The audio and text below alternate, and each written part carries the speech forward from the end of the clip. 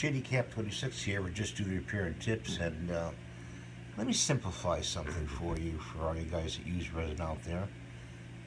If you want to put color into your resin, try not to use something that has water in it. So look at natural ingredients like paprika and other ground things, ground mustard. There's a lot of things that you can use from McCormick, actually, and you can make a lot of nice colorful variations in your resin. Rit dye is another one you could use, and chili powder. So as long as it doesn't have any water in it, and it's a dried powder, you're pretty much good to go to put color into your resin. So I just want to share that with you, and there's other videos out there from other people that do casting, like Peter Brown and Zach Higgins and Casey Martin, that you can watch.